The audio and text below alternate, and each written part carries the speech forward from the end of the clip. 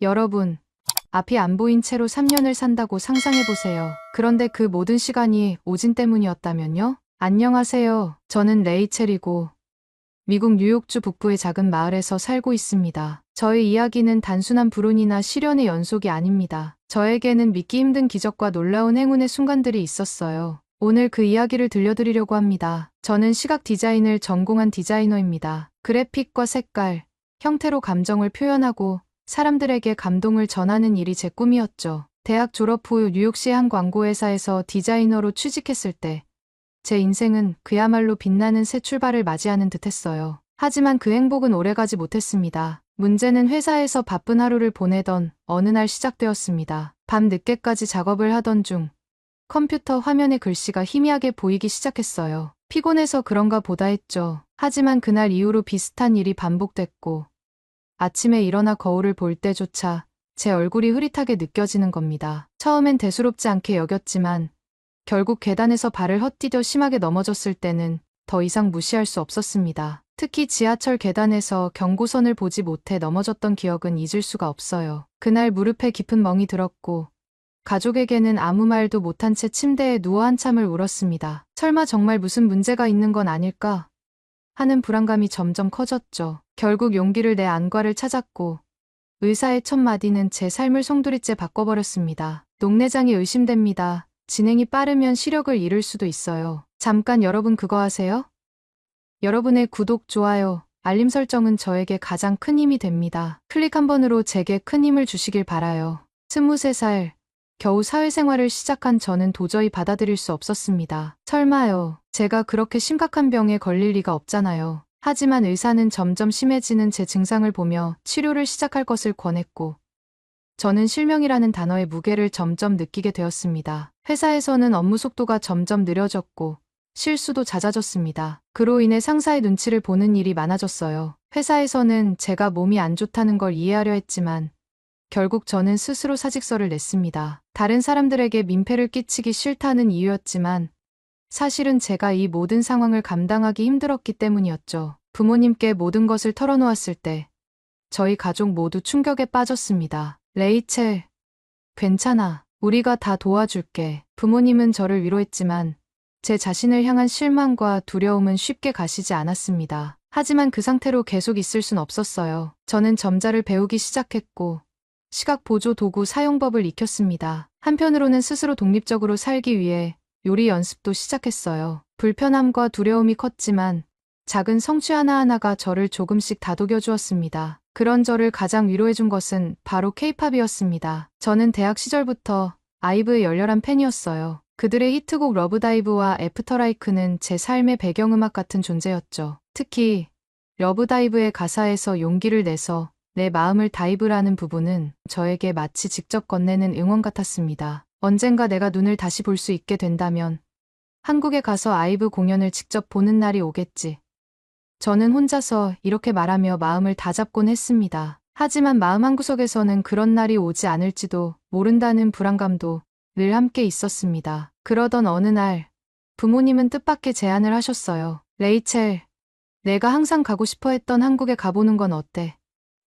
지금은 볼 수 없더라도 내가 느낄 수 있는 건 많을 거야. 저는 처음엔 망설였습니다. 과연 이렇게 힘든 상태에서 여행이 가능할까? 하지만 부모님의 응원과 사랑 덕분에 저는 용기를 냈고 그렇게 세상에서 가장 큰 꿈을 품고 한국행 비행기에 오르게 되었습니다. 서울에 도착한 순간 공항의 활기찬 분위기와 사람들의 따뜻한 목소리는 저를 반겨주는 것 같았습니다. 레이첼, 내가 항상 꿈꾸던 곳에 드디어 왔어. 그 순간만큼은 앞이 보이지 않는 현실도 잊혀질 만큼 행복했어요. 하지만 제가 한국에서 겪게 될 일들은 단순히 여행 이상의 것이었습니다. 제가 예상치 못한 새로운 진단과 저를 구원할 기적 같은 사건들이 기다리고 있었으니까요. 한국에 도착했을 때 저는 한 가지 결심을 했습니다. 지금 이 순간을 최대한 즐기자. 보이지 않아도 느낄 수 있는 게 분명 있을 테니까. 부모님은 저를 최대한 배려하며 여행을 계획했고 우리는 서울의 명소를 하나씩 방문하기 시작했습니다. 우리는 첫날 남산타워에 갔습니다. 저는 눈으로는 볼 수 없었지만 바람에 스치는 향기와 서울의 소음 속에서도 들려오는 맑은 새소리가 무척 인상 깊었어요. 레이첼, 여기서는 도시 전체가 한눈에 보여. 엄마의 말에 저는 미소 지으며 대답했습니다. 그럼 그 멋진 풍경은 엄마가 잘 기억해뒀다가 나중에 얘기해줘. 한국의 전통 음식도 큰 즐거움 중 하나였습니다. 이곳의 비빔밥과 갈비는 입 안에서 퍼지는 조화로운 맛이 정말 놀라웠어요. 저는 어렸을 때부터 매운 음식을 잘 못 먹었지만 매콤달콤한 떡볶이는 정말 중독될 정도로 맛있었죠. 아, 내가 시력을 잃기 전에 떡볶이를 봤으면 얼마나 좋았을까라며 웃었지만 사실 조금은 아쉬운 마음도 있었습니다. 우리는 매일 새로운 장소를 탐방하며 한국 문화를 즐기고 있었습니다. 서울은 정말 매력적인 도시였어요. 비록 앞을 보지 못했지만 한국의 맛있는 음식, 따뜻한 사람들, 그리고 곳곳에서 들리는 활기찬 소리는 저에게 새로운 세계를 느끼게 해주었습니다. 그날은 삼청동과 경복궁을 둘러본 뒤 저녁 식사를 하러 한식을 먹으러 가던 길이었습니다. 부모님은 제가 좋아할 만한 메뉴를 고르고 저는 익숙한 케이팝 노래를 배경음악 삼아 설레는 마음으로 이동했죠. 우리는 택시를 타고 이동했는데 서울의 반짝이는 야경과 바쁘게 움직이는 도시의 소리가 정말 특별하게 느껴졌습니다. 레이첼, 여기 도착하면 또 맛있는 음식을 먹을 수 있을 거야. 엄마의 말에 저도 웃으며 대답했습니다. 하지만 그렇게 즐겁던 순간 갑자기 쿵 하는 충격음이 들렸습니다. 뒷차가 우리 택시를 살짝 들이받은 거예요. 저는 안전벨트를 매고 있어서 다치진 않았지만 차가 흔들리는 바람에 순간적으로 놀랐습니다. 괜찮니, 레이첼? 아빠는 저를 다독였고 택시 기사님은 상황을 살피고 잠시 후 병원에서 검사를 받는 게 좋겠다고 했습니다. 우리는 사고와는 무관했지만 혹시나 하는 마음에 서울 시내의 한 병원으로 이동했습니다. 의료진은 응급 검사와 간단한 문진을 진행했고 사고로 인한 문제는 없다는 이야기를 들었습니다. 그러나 병원에서 저희 병력 정보를 확인한 의사는 흥미로운 표정을 지으며 이렇게 물었습니다. 레이첼 씨, 녹내장 진단을 받으셨다고요? 혹시 정밀 검사를 받아보신 적 있나요? 그 질문은 제게 당혹감을 주었습니다. 네. 미국 병원에서 녹내장이라고 진단받았고 약도 꾸준히 복용했어요. 의사는 잠시 생각에 잠긴 뒤 이렇게 말했습니다. 현재 상태를 보면 단순히 녹내장일 가능성은 낮아 보입니다. 추가 검사를 진행해보면 어떨까요? 저는 조금 망설였지만 부모님은 흔쾌히 검사를 권했습니다. 레이첼, 어차피 여기까지 왔잖아. 한번 제대로 확인해보자. 며칠 후 추가 검사를 진행한 결과가 나왔습니다. 의사는 진지한 얼굴로 설명했죠. 레이첼 씨, 검사 결과 녹내장이 아니라 백내장입니다. 이것은 수술을 통해 회복할 가능성이 높은 상태입니다. 그 말을 들은 순간 저는 믿을 수 없었습니다. 백내장이요. 그런데 저는 이미 시력을 잃었어요. 백내장이 그렇게 심각한 병인가요?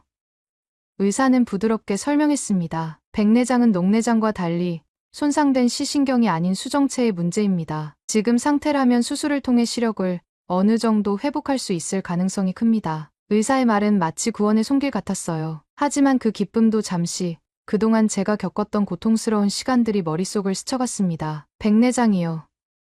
그런데 3년 동안 앞을 보지 못했는데요. 제 목소리에는 혼란과 억울함이 섞여 있었습니다. 의사는 차분히 설명했지만 저는 이미 머릿속이 복잡한 생각으로 가득 차 있었습니다. 왜 미국 병원에서는 이 간단한 문제를 알아채지 못했을까? 그 오진 하나 때문에 나는 얼마나 많은 걸 잃었나? 기억 속에서 저는 계속 뒤로 돌아가고 있었습니다. 시력을 잃고 회사에서 퇴사했던 날, 혼자 계단에서 넘어져 다쳤던 순간, 그리고 점자를 배우며 새로운 삶에 적응하려 몸부림치던 시간들까지. 그 모든 순간들이 저를 억누르듯 떠오르며 분노를 자극했습니다. 이 모든 게 그냥 단순한 실수였던 건가요? 저는 차마 이 질문을 소리 내어 묻지 못했지만 제 마음은 이미 답을 찾고 있었습니다. 그날 밤 부모님과 함께 병실에 돌아왔을 때 저는 한참 동안 침대에 앉아 아무 말도 하지 않았습니다. 엄마가 조용히 제 손을 잡으며 말했죠. 레이첼, 내가 정말 힘든 시간을 보낸 건 맞아. 하지만 이건 너에게 주어진 두 번째 기회야. 그러니 과거보단 지금, 그리고 앞으로에 더 집중하자. 엄마의 말은 제가 그 감정을 조금씩 추스르는 데 도움이 되었습니다. 분노는 남아있었지만 그것이 저희 현재와 미래를 가로막게 둘 순 없었어요. 그래, 이제라도 알게 된 게 다행이야. 다시 시작할 수 있어. 그 순간 마음속에 작은 희망의 불씨가 피어났습니다. 하지만 동시에 두려움도 있었습니다. 만약 실패하면 어떡하지? 다시 기대만큼 회복되지 않으면 어떡하지? 부모님은 저를 안심시켰습니다. 레이첼, 이번 수술은 분명히 내게 주어진 새로운 기회야. 우리가 끝까지 너와 함께 할게. 결국 저는 한국에서 머물며 수술과 회복에 전념하기로 결심했습니다. 내 인생의 새로운 챕터를 열어보자. 그렇게 저는 또 다른 도전에 나서게 되었습니다. 한국에서 머물며 수술을 준비하던 날들은 제게 큰 변화를 가져왔습니다. 처음에는 긴장과 두려움이 컸지만 점점 의료진과 가족의 격려 속에서 안정을 찾게 되었어요. 수술 전날 밤, 저는 쉽게 잠들 수 없었습니다. 병실 창문으로 들어오는 희미한 도시의 불빛조차 감지되지 않았지만 그 불빛이 어딘가에 있다는 사실은 느껴졌습니다. 내가 다시 볼 수 있을까?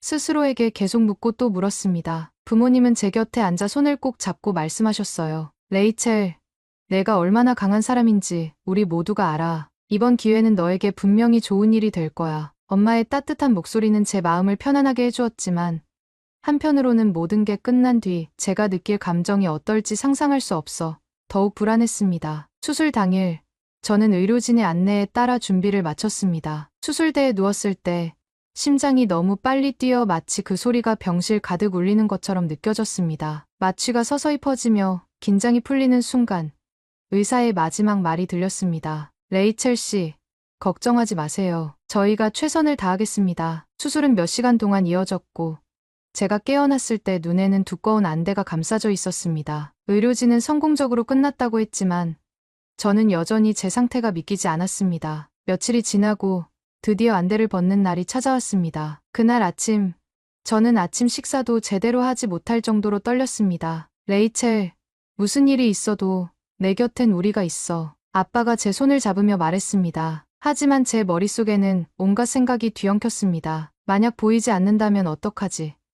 그때의 실망을 어떻게 감당할 수 있을까? 안대를 벗는 순간 저는 먼저 희미한 빛과 그림자를 감지했습니다. 그리고 서서히 의료진의 얼굴이 선명하게 드러났습니다. 제 첫 마디는 단 한마디였습니다. 보여요.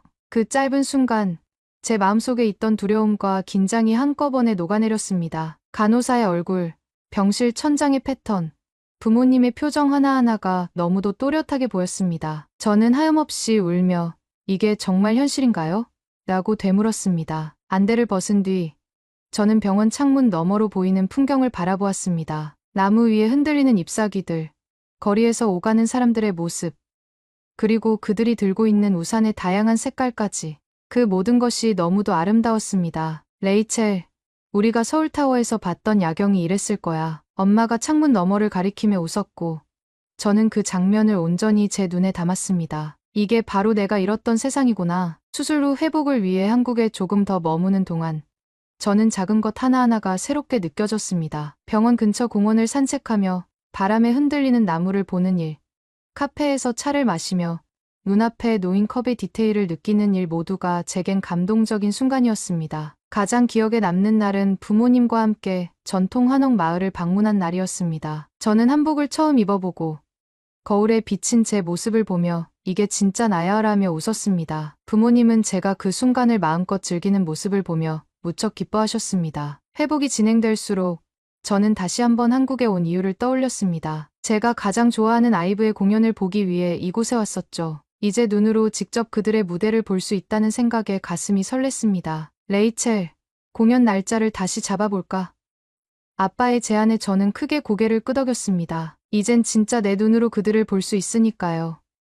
그날의 기쁨은 말로 다 표현할 수 없었습니다. 수술과 회복, 그리고 새롭게 열리는 기회의 순간들은 저를 더 강한 사람으로 만들어 주었습니다. 저는 더 이상 과거의 어둠에 갇혀있지 않았고 이제는 스스로 세상을 마주할 준비가 되어 있었습니다. 수술 후 회복이 어느 정도 마무리된 날, 저는 드디어 오래 기다려온 아이브의 공연을 보러 가기로 했습니다. 이 모든 경험은 제게 단순히 콘서트를 관람하는 것 이상의 의미를 지니고 있었어요. 제 눈으로 직접 세상을 볼 수 있게 된 지금, 제가 사랑했던 음악과 그들의 무대를 온전히 느낄 수 있다는 사실만으로도 가슴이 벅찼습니다. 공연 날 아침, 저는 평소보다 더 일찍 일어났습니다. 준비를 하며 거울 속 제 모습을 바라보는데 믿기지 않을 정도로 뿌듯한 기분이 들었어요. 여기까지 오다니, 내가 정말 해냈구나. 아빠는 저를 위해 새 카메라를 준비해 주셨습니다. 레이첼, 오늘은 내가 본 것을 다 기록할 수 있도록 이걸 가져가자. 한국에서의 특별한 날이잖아. 그 카메라를 들고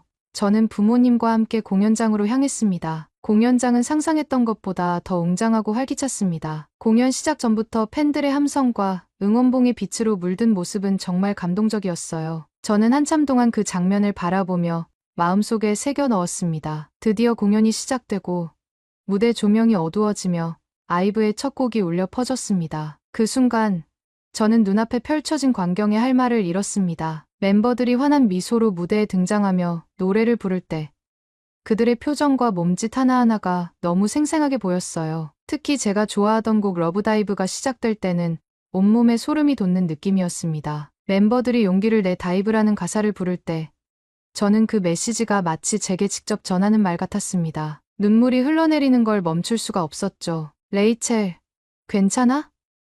엄마가 제 손을 잡으며 물었지만 저는 웃으며 대답했습니다. 엄마, 지금이 제 인생에서 가장 행복한 순간이에요. 공연이 끝난 후 우리는 행사장에서 우연히 팬들과 이야기를 나누는 시간을 가졌습니다. 팬 커뮤니티에서 저를 응원해 주었던 사람들과 실제로 만나게 된 겁니다. 그들은 저의 이야기를 알고 있었고 제게 따뜻한 말들을 건네며 기뻐했습니다. 레이첼, 너는 정말 대단한 사람이야. 이 공연을 볼 수 있게 된 내 용기가 우리 모두에게도 큰 영감을 줬어. 한 팬의 말에 저는 웃으며 답했습니다. 사실 저도 여러분 덕분에 여기까지 올 수 있었어요. 그날 밤, 저는 숙소로 돌아오는 길에 문득 병원에서 처음으로 세상을 다시 봤던 날이 떠올랐습니다. 앞으로는 내가 볼 수 있는 모든 순간을 놓치지 않겠다. 제 안에서 그 다짐이 점점 더 확고해졌습니다. 공연 후, 저희 가족은 한국에서의 마지막 며칠을 특별하게 보내기로 했습니다. 우리는 서울 근교의 한 전통 마을을 방문해 한옥에서 하룻밤을 묵었고, 이곳에서 경험한 고즈넉한 시간은 그 자체로 치유의 시간이었습니다. 한국에서의 마지막 날들이 점점 더 다가오고 있었습니다. 저는 부모님과 함께 특별한 추억을 만들고 싶었어요. 단순히 관광이나 쇼핑이 아니라 제게 소중했던 이 나라의 문화를 몸소 체험하고 아이브가 좋아한다는 한국 음식들을 맛보며 더 많은 추억을 쌓고 싶었죠. 아이브 멤버들이 한 인터뷰에서 불달볶음면을 정말 좋아한다고 말했던 게 떠올랐습니다. 저는 부모님께 저도 불달볶음면에 도전해보고 싶어요 라고 말했죠. 처음 불달볶음면을 한 입 먹었을 때 혀끝에서 퍼지는 강렬한 매운맛에 눈물이 절로 나왔습니다. 이걸 좋아한다고요? 이건 맛있다기보다 도전이잖아요. 부모님도 매운 음식이 익숙하지 않아서인지 한 입 먹고는 웃음을 터뜨렸습니다. 하지만 신기하게도 몇 번 더 먹다 보니 그 특유의 매운맛이 중독처럼 느껴졌습니다. 결국 세 사람 모두 그릇을 깨끗이 비우고 말았죠. 레이첼, 아이브가 좋아하는 음식을 우리가 다 먹었으니 이제 너도 진짜 팬이라고 할 수 있겠다. 아빠의 농담에 우리는 웃음바다가 되었습니다. 그 다음 도전은 한국 거리 음식의 대명사, 떡볶이였습니다. 제가 떡볶이를 처음 맛본 건 한국에 온 지 얼마 지나지 않은 때였는데 그 맛이 얼마나 놀라웠는지 다시 한번 제대로 경험해보고 싶었죠. 가로수길의 한 작은 분식점에서 떡볶이를 주문했는데 양념의 향이 너무 강렬해서 부모님과 저는 그 자리에서 우와 하고 외쳤습니다. 매콤달콤한 소스에 쫄깃한 떡과 어묵이 더해지니 입안에서 퍼지는 풍미가 정말 놀라웠어요. 엄마, 이건 불닭볶음면보다 훨씬 맛있어. 떡볶이를 먹으며 저는 웃음을 멈출 수 없었습니다. 마지막으로 국밥을 먹으러 갔습니다. 고소한 육수와 깊은 맛을 자랑하는 국밥은 부모님께도 훨씬 익숙한 느낌이었어요. 레이첼, 이건 미국에서 우리가 먹던 수프랑 비슷하면서도 훨씬 더 맛있네. 아빠는 이미 국밥 한 그릇을 다 비우고 추가로 밥을 말아 먹으며 만족스러운 표정을 지었습니다. 음식을 즐기며 우리는 한국에서의 소중한 순간들을 되새겼습니다. 불닭볶음면의 강렬함, 떡볶이의 달콤함과 매콤함, 그리고 국밥의 따뜻함까지. 이 모든 것들이 제게는 단순한 한 끼 식사가 아니라 한국에서 느꼈던 따뜻함과 새로움을 다시 한번 느끼게 해주는 시간이었습니다. 레이첼, 이 음식들을 다시 먹을 날이 오겠지.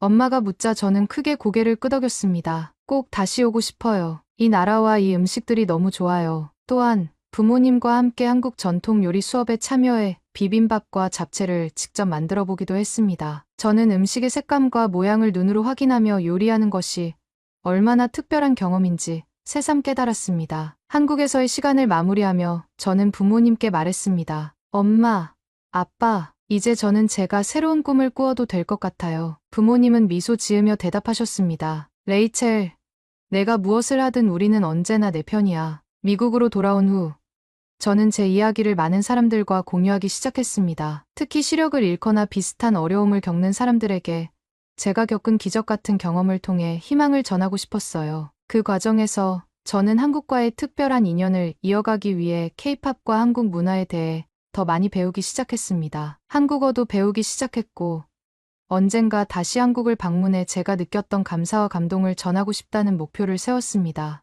이제 저는 더 이상 어둠 속에 갇혀있지 않습니다. 제 눈앞에 펼쳐진 세상은 다시 저를 환영하며 제가 앞으로 나아갈 수 있는 모든 길을 열어주고 있습니다. 그리고 제가 경험한 모든 이야기는 다른 누군가에게도 희망이 될 수 있기를 바랍니다. 여러분, 인생은 늘 예상치 못한 방향으로 흘러가기도 하지만 그 안에는 우리가 생각지도 못한 기적이 숨어 있습니다. 그러니 어떤 순간에도 희망을 놓지 마세요. 오늘의 이야기는 여기까지입니다. 오늘의 사연이 마음에 드셨다면 구독, 좋아요 부탁드리겠습니다. 소중한 시간 긴 이야기 끝까지 들어주셔서 진심으로 감사합니다. 앞으로도 더 좋은 사연으로 여러분을 찾아오겠습니다. 시청해주셔서 감사합니다. 해주셔서 감사합니다. 해주셔서 감사합니다.